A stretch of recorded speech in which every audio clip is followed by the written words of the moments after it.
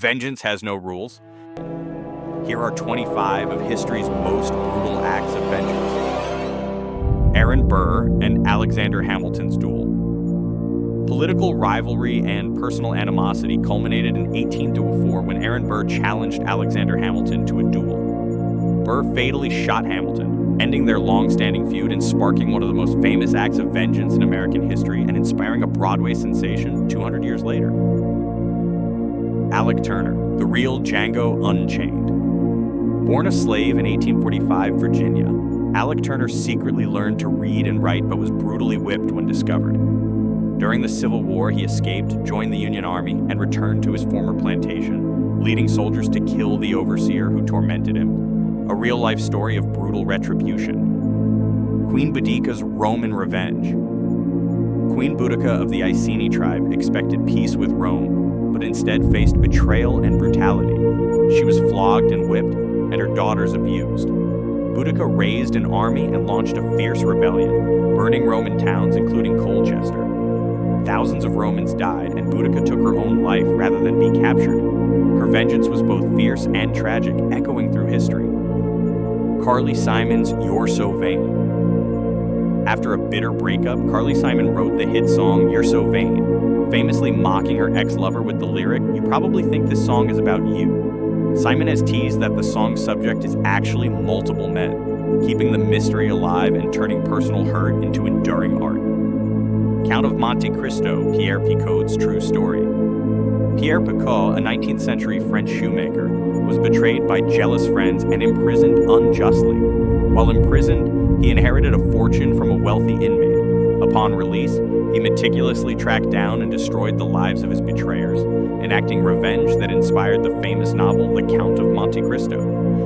Eliyahu Itzkovitz's Long Con Revenge. Romanian World War II survivor Eliyahu Itzkovitz witnessed a Nazi soldier murder his family.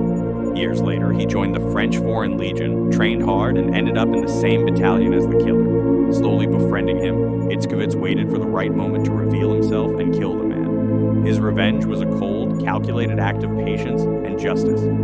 Empress Carlotta's psychedelic breakdown. Belgian Empress Carlotta of Mexico suffered a breakdown allegedly triggered by psychedelic mushrooms from a spiteful herbalist. Her paranoia spiraled into erratic behavior, including violent outbursts and delusions, including trying to get her dogs to attack an unsatisfactory maid. She died at 86, but not peacefully.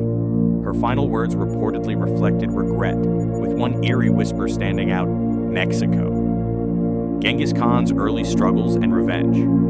After his father was poisoned by rival Tatars, young Genghis Khan faced betrayal from his tribe and family. He survived poverty, murdered his half-brother who threatened his mother's honor, and escaped captivity, overcoming hardship to rise as one of history's greatest conquerors fueled by vengeance and rage.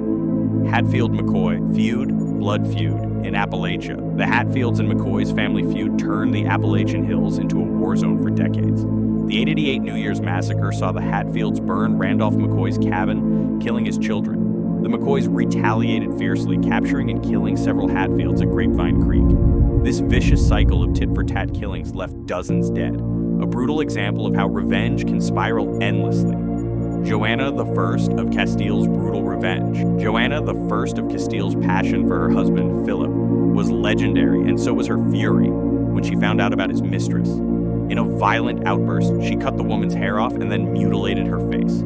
Joanna's obsessive love turned into terrifying vengeance, reflecting both personal heartbreak and a chilling glimpse into her unstable mind. Julius Caesar's pirate revenge.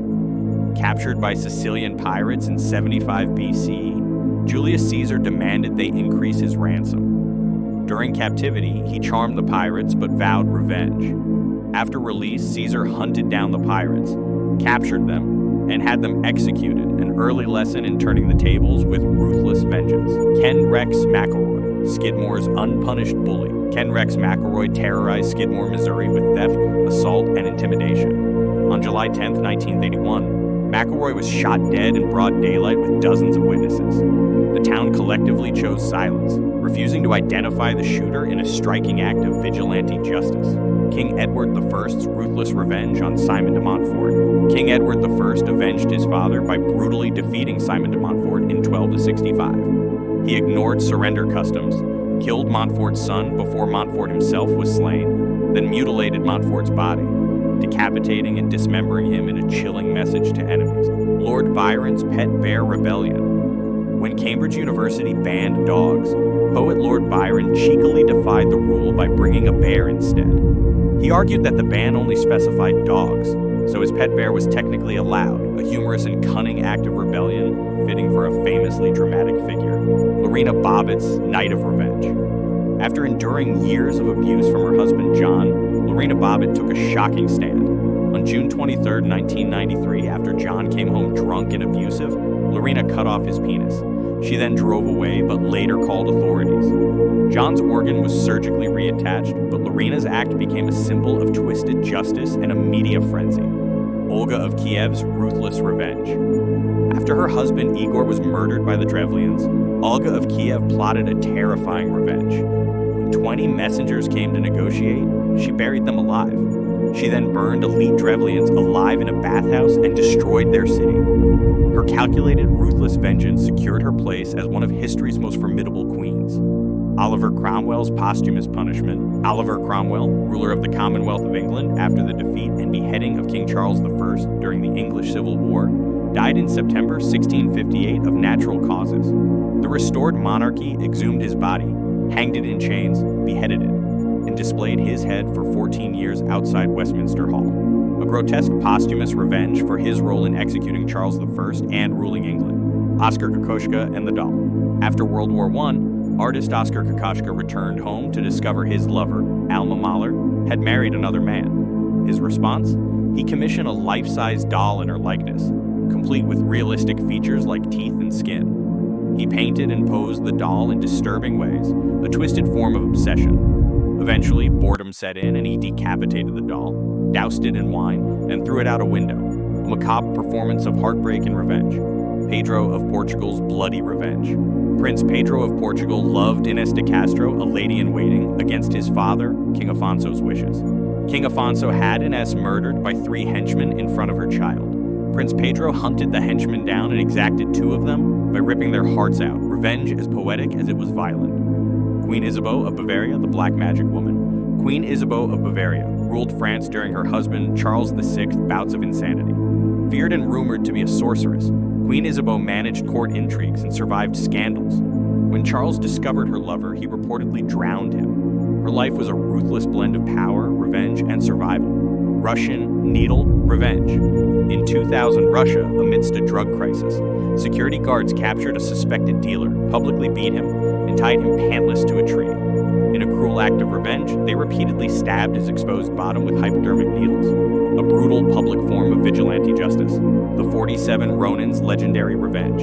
The 47 Ronin were masterless samurai who plotted revenge for their lord, Naganori Asano, who was forced to commit seppuku after harming an official, a traditional suicide method practiced by honorable Japanese samurai. For over a year, they waited and planned, then assassinated the official. After avenging their master, they performed seppuku suicide, immortalizing loyalty and vengeance in Japanese history. The Nakmen. Holocaust survivors poisoned bread. In 1946, Holocaust survivors called the Nakmen sought deadly revenge. Smuggling arsenic into the bakery supplying Nazi prisoners, they poisoned about 3,000 loaves of bread. Over 2,000 prisoners fell ill. Though reports vary on deaths, the act was a chilling, quiet form of vengeance, delivering justice in a hidden, horrific way. Vlad the Impaler's turban revenge.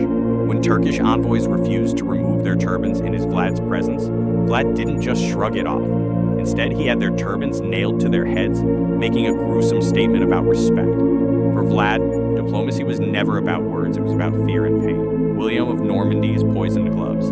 Duke Conan of Brittany opposed William of Normandy's invasion plans. After Conan's assassination by poisoned riding gloves, William secured his power in England. The deadly gloves symbolized the lethal stakes of medieval power struggles and revenge. Wyatt Earp and the OK Corral vendetta. After the infamous gunfight at the OK Corral, Wyatt Earp's family suffered brutal attacks from the cowboys. His brother Virgil was maimed. Morgan was killed. Enraged, Wyatt Earp assembled a posse and embarked on a vendetta ride, hunting down the outlaws. In a dramatic encounter, Earp survived gunfire unscathed and killed outlaw Curly Bill Brocious, cementing his legacy as a relentless avenger. From queens to cowboys, betrayed lovers to exiled soldiers, these stories show just how far people have gone to settle scores. Some sought justice, others simply wanted pain in return. One thing's for sure, history remembers vengeance, especially when it comes with a twist. If you enjoyed this dive into the darker side of the past, don't forget to like, comment, and subscribe for more stories where history gets personal. Cheers!